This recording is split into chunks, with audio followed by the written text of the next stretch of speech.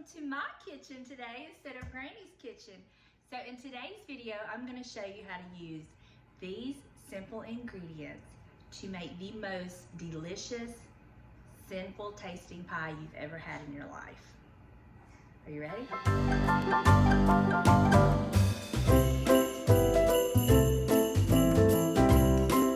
Okay. So this is called, I call it caramel pie. Some of y'all may call it caramel pie, but anyway, for today's video, we're gonna call it caramel pie. So, my boys love, and my daughter, bonus sons, daughter-in-laws, son-in-law, pretty much anybody who's tried this pie that I've made loves it. And it is simply sweetened condensed milk, okay, a graham cracker crust, and Cool Whip. Now, sounds simple, right? It is very simple, but it is a very lengthy process. So to start with, you're going to use 2 cans of sweetened condensed milk per pie, okay? So how many pies you're making that day, be sure you use 2 cans of milk per pie crust. So what I do is I have a huge pot. This is my pot I use. I don't know how many quarts this is. It's a 12-quart pot, okay? I line the bottom of it with aluminum foil. Then I take my labels off of my cans and I cover them with water, okay? Then you're gonna put it on your stove on high. And as soon as it starts to boil, from that point on, you're gonna time it for 4 hours. It has to boil for 4 hours. Any shorter amount of time than that, and it's just don't set up and it's not as thick as you need it to be for a pie. It's very, very runny. So 4 hours from the time it starts to boil, okay? Now, what I do is I keep a pitcher of water beside my stove, and as the water starts boiling down, I add on top of it because you cannot let this boil to where it is not completely covered in water. It has to stay completely covered in water the whole entire time that it's boiling. So 4 hours for that. Once it's boiled, then you're going to drain your water, and whatever you do not try to open these cans as soon as you've got through boiling them. You're gonna have to put, what I do is I drain my water out of my pot, and then I take my cans and I put them in the sink, a sink full of cold water, and I just put my cans in there and I just let them cool off. And that usually takes about an hour, a little bit longer, about an hour I would say you're safe. Then you can open your cans and proceed, okay? Got all that? So if you missed any of that, I will have it all in the description box below. So let's get started. So what I've done is I've covered the bottom of my pot with a piece of aluminum foil, because sometimes when the milk boils, it'll kind of leave those rings on the bottom of your pots and they're really hard to get off. So I thought about doing this, and this is my first time trying this, so I don't know if this works, but I thought I'd give it a shot. So I've got my 4 cans in there because I'm making 2 pies. So I'm gonna let this completely boil. I will have to keep adding water to it. And then when it's completely boiled and I've let it cool, I'll show you the next step. Hands in the sink, and I've covered it with cool water, and I'm gonna let it sit here for probably about an hour.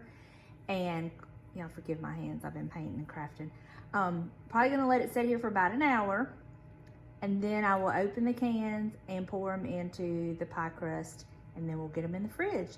But I did want to share the aluminum foil trick worked, because ordinarily I would have can marks on the bottom of my pot. So I definitely recommend lining the bottom of your pot with some aluminum foil and then putting your cans in to let it boil. Okay, it's been over an hour that I've had my caramel in the sink cooling off. These are my pie crusts. Like I told you, I'm making 2. It's the reason that I did the 4 cans of sweetened condensed milk. So I'm fixing to open my cans of caramel and pour them into my pie crust.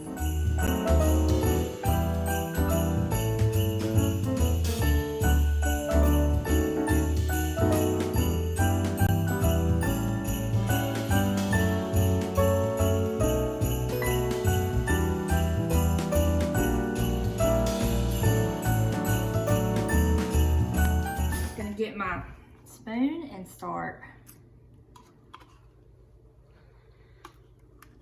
Look at that. Pure goodness. This, my friends, is sin in a can.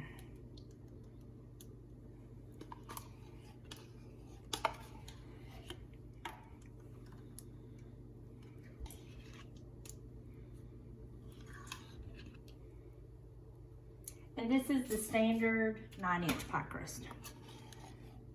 Now, the larger pie crust, sometimes I have to do like 2 in a piece of a can. But for the 9-inch, the 2 cans is plenty. And then what I do is I just start taking my time and just kind of like putting it all around, smushing it all around, making sure my pie crust is nice and full so that every slice gets a hefty helping of the caramel.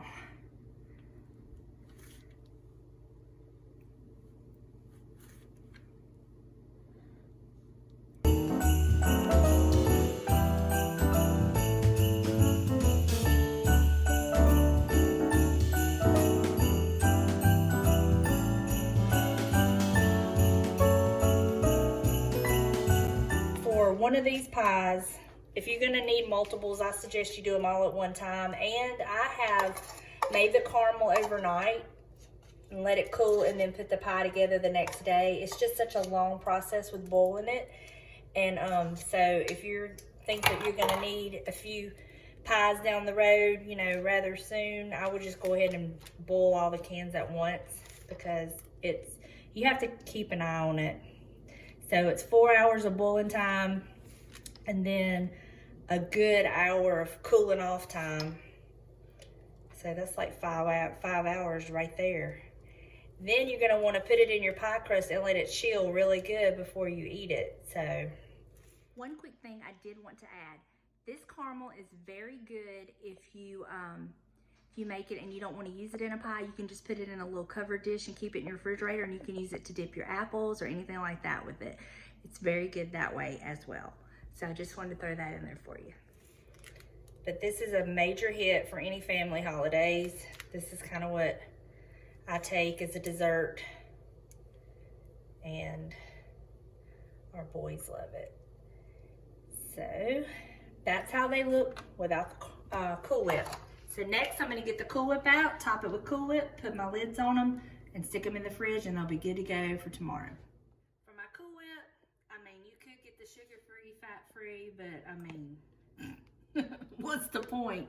So I just use the regular Cool Whip, and because it is so rich, you really need this Cool Whip, so I make sure I have a very generous helping of Cool Whip on top of the pies, because it kind of like, I don't know, balances it out, wouldn't you say, James?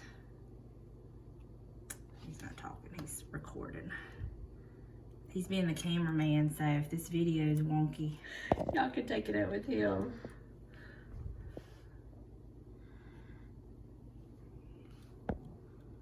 Now, if you want it to be all fancy, which my boys don't care, they don't care that it's fancy, but you could, if you were taking it somewhere and you wanted to be all fancy, you could drizzle chocolate or sprinkle whatever on top. I have done one of these before and did, like, you know, little fall sprinkles on the top, just kind of give it something, but they're not gonna know what it looks like. They're gonna eat it so fast.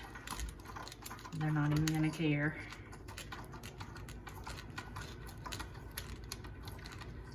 They don't care about presentation. They only care about how it tastes.